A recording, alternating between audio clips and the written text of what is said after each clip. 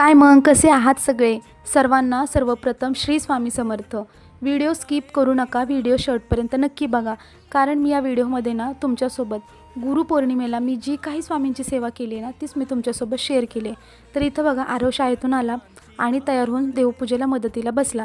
कापसाच्या सगळ्या वातींना मला त्यानेच तयार करून दिल्या आणि त्याला लहानपणापासूनच स्वामींना गणपती बाप्पाला आंघोळ घालायला खूप आवडते. अन्वीला पण आवडते, पण आता ती गेली होती शाळेमध्ये. तर इथं बघा तो स्वामींना आंघोळ घालताना श्री स्वामी समर्थ श्री स्वामी समर्थ असं जप करत होता.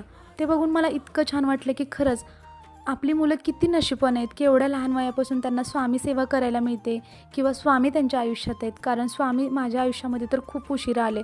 आपल्या मुलांचं आयुष्य उज्ज्वलच असणार आहेत कारण स्वामी त्यांच्यासोबत आहे हा विश्वास मला कायम असतो. तर इथं बघा स्वामींना अभिषेक घालून झाल्यानंतर मी इथं स्वामींना अत्तर लावलं, जी वस्त्र आणली होती ती घातली आणि फुलं ठेवली. त्यानंतर खरं सांगू स्वामी इतके छान दिसत होते ना, माझी नजरच हटत नव्हती स्वामींवरून. स्वामींना बघतच बसावं असं वाटत होतं. असं वाटलं की माझी नजर तर नको लागायला स्वामींना. 5-5, 10-10 मिनटाला मी देवारा बघत होते कारण आज माझा देवारा इतका छान आणि इतका प्रसन्न वाटत होता की काय सांगू. घरातल्या सगळ्या देवांचं सगळं व्यवस्थित करून झाल्यानंतर आता मला मठात जाण्याची उत्सुकता होती. कारण मठात गेल्यानंतर तिथलं वातावरण बघायला खूप आवडणार होतं मला, कारण आज गुरुपौर्णिमा होती. सगळं झाल्यानंतर मग मी इथं मामीच्या घरी गेले. तिथल्या देवाला हळदी कुंकू वाहिलं, हळदी कुंकू झालं आमचं. त्यानंतर अन्वीच्या पप्पांनी मठात देण्यासाठी प्रसादाला राजगिऱ्याचे लाडू आणले होते. दरवेळेसच आम्ही जास्त काही देत नाही, पण जे काय होतं ते देत असतो.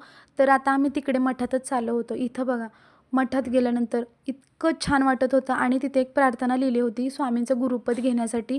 मी आत्तापर्यंत तरी स्वामींचं गुरुपद घेतलं नव्हतं कारण मला त्याच्याविषयी काही आयडियाच नव्हती किंवा माहितीच नव्हतं. आणि आपली जी इच्छा असते ना मनापासून स्वामीच्या बाबतीत किंवा इतर बाबतीत, तर ते स्वामी पूर्ण करतात. तशीच एक माझ्या मामीची इच्छा होती की त्यांच्या घरामध्ये स्वामींची मूर्ती नव्हती. तर त्यांना म्हटलं गुरुपौर्णिमेऐवजी दुसरा काय योग छान असणार आहे. मग आम्ही मठातूनच स्वामींची मूर्ती घेतली कारण या मठामध्ये त्र्यंबकेश्वरून अभिषेक करून आलेल्या मूर्त्या असतात. तर तीच मूर्ती आज त्यांच्या घरात आली होती आणि लेट झाला होता आम्हाला, पण वेळेचं भानच नव्हतं कारण स्वामी सेवा आमच्याकडून आज जेवढी घडल ना तेवढं आम्हाला खरं नशीबच आणि भाग्यच होतं आमचं. इथं बघा छान असं स्वामींचं आम्ही घरामध्ये घेण्यासाठी जे काही करता आलं ते सगळं व्यवस्थित केलं आणि नंतर स्वामींची आरती करून घेतली. तर अशा प्रकारे गुरुपौर्णिमेचा दिवस आमचा गेला.